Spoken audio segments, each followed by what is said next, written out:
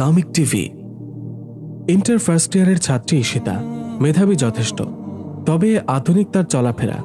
তাদের ক্লাসে হুজুর টাইপের এক ছাত্র ভর্তি হয়েছে, নাম আব্দুল্লাহ। সে ক্লাসে এসে সাধারণত কোনো মেয়ের দিকে তাকায় না। ঈশিতা যথেষ্ট সুন্দরী, তবু একবারও ভালো করে তাকিয়ে দেখে না পর্যন্ত। কিছু জিজ্ঞাসা করলে আরেক দিকে তাকিয়ে বা নিচের দিকে তাকিয়ে জবাব দেয়। ধীরে ধীরে তার ওপর ঈশিতার রাগও খুব চরমে ওঠে। একদিন ক্লাসে সবার সামনে বলে ফেলল ঈশিতা, এই হুজুর, তুমি আমার দিকে তাকাও না কেন? আমি কি কম সুন্দরী? আব্দুল্লাহ বলল, আপনি যত সুন্দরী হন না কেন তাতে আমার কিছু যায় আসে না, কেননা পরনারীর দিকে তাকানো জায়েজ নয়। এটা আমার আল্লাহর হুকুম। আর আপনি যে সৌন্দর্যের লোভ দেখিয়ে আমাকে ডাকছেন, তাকে আমি প্রত্যাখ্যান করছি ওই আল্লাহর জন্য, যে আপনার চেয়েও সুন্দর সুন্দর জিনিস সৃষ্টি করেছেন। ঈশিতা বলল, দূর যত সব। একদিন বাংলা পিরিয়ডে স্যার আসেনি, তাই ক্লাসের সবাই গল্প করছে। গল্পের টপিক কেমন ছেলে বিয়ে করতে চায়। হঠাৎ করে ক্লাসের সবচেয়ে স্মার্ট স্টাইলিশ মেয়েটা বলে উঠল, এই সবাই চুপ, আমি এখন একজনকে সামনে এসে বলতে বলবো কেমন মেয়ে সে বউ হিসেবে চায়। সবাই রাজি? সবাই বলল ইয়েস।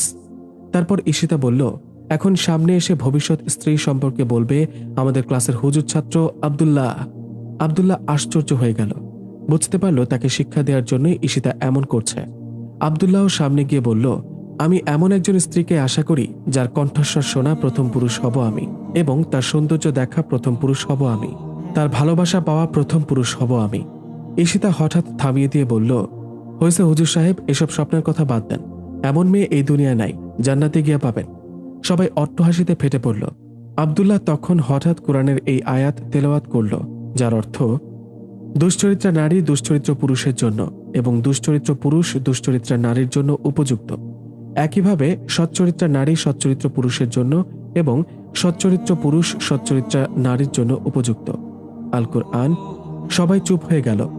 আব্দুল্লাহ পেছনে এসে বসে পড়ল। ঈশিতা ঠিক করল আব্দুল্লাহকে মার খাওয়াবে। যেই ভাবা সেই কাজ। তার কিছু ছেলে বন্ধুকে বলে দিল তাকে শায়েস্তা করার জন্য। বিকালে ক্লাস শেষে আব্দুল্লাহ যখন বাসার দিকে যাচ্ছিল, তখন একটা ছেলে এসে তাকে একটা চিপা গলির মধ্যে নিয়ে গেল। এক ছেলে বলে উঠল, কিরে হুজুর, তোর নাকি অনেক ভাব, যে মেয়েরে আমরা চাইয়াও পাই না সেই মেয়ের দিকে নাকি তুই ফিরেও তাকাস না, তারে দাম দাস না, বেশি ভাব বাড়ছে না? আব্দুল্লাহ বলল, গুনাহ থেকে বাঁচা যদি ভাব হয় তাহলে আমি সত্যিই ভাব মারি।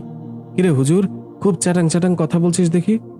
আব্দুল্লাহ বলল, দেখো ভাইয়েরা, আমরা হচ্ছে পুরুষ, পুরুষ থাকবে পুরুষের মতো। সত্যিকার পুরুষরা কখনো মেয়ের পেছনে ঘোরে না। আর তোমরা কিনা একটা মেয়ের কথায় আমাকে মারতে আসছো? লজ্জা হওয়া উচিত তোমাদের। কি, আমরা সত্যিকার পুরুষ না? দাঁড়া, দেখাইতেছি মজা।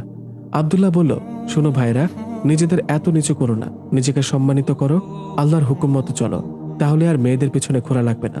সমগ্র দুনিয়া তোমার পিছনে ঘুরবে, আর মৃত্যুর পর পাবে এমন জান্নাত যেখানে তোমার জন্য থাকবে এমন নারী যাকে কেউ কখনো দেখেনি, যাকে কেউ কখনো স্পর্শ করেনি। ছেলেরা আব্দুল্লাহকে মারতে যাবে, হঠাৎ আব্দুল্লাহর বন্ধু হিমেল গলিতে আসলো। হিমেল আবার এলাকার বড় ভাই। হিমেল বলল, কিরে আব্দুল্লাহ, তুই এখানে কি করিস? কোনো ঝামেলা? সবাই তো ভয়ে থতমত। আব্দুল্লাহ বলল, আরে না, ছোট ভাইগুলোকে একটু দিনের দাওয়াত দিতে আসলাম। হিমেল বলল, খুব ভালো। ওই তোরা হুজুরের কথা ঠিক মতো শুনিস? আমার ভালো বন্ধু, নামাজে যাইস তোরা? সবাই ভীত গলায় বলল, অবশ্যই ভাই। আব্দুল্লাহ সবাইকে সালাম দিয়ে চলে আসলো। ঈশিতা বলল, এই হুজুর ছেলেটা আমার মাথা নষ্ট করে ফেলেছে। মিথিলা বলল, কি হয়েছে রে তোর? আমি বুঝি না, তোর মতো একটা স্মার্ট মেয়ে কিভাবে এই হুজুরের জন্য এত পাগল হইছস? ঈশিতা বলল, পাগল হয়েছে কে বলেছে? ওই হুজুরটা আমার মতো সুন্দরী মেয়েকে পাত্তা দেয় না। ওর এত দিমাগ কিসের? ওকে শায়েস্তা করার জন্য লোক পাঠাইছি, এখনই ওরা আসতেছে। ঠিক এমন সময় সায়েমকে দেখে। ঈশিতা দৌড়ে গিয়ে বলল, কিরে সায়েম, দিছিস তো হুজুরটারে ভালো মতো? সায়েম বলল, তোদের মতো মেয়েদের চটকনা দিতে হয়। নিজেরা তো খারাপই, সকল ছেলেকে নাকে তেল দিয়ে ঘুরাস। যারা ভালো আছে, ভালো থাকতে চায়, তাদেরকেও জ্বালা দিস। আজ আমি তোদের মতো মেয়েদের বুঝতে পেরেছি। ওই হুজুর ভাই আজ আমার চোখ খুলে দিয়েছে। আজ থেকে পুরুষের মতো চলবো, কুকুরের মতো মেয়েদের পিছনে ঘুরবো না। সায়েমের কথা শুনে ঈশিতার মনে হলো শক্ট খেল।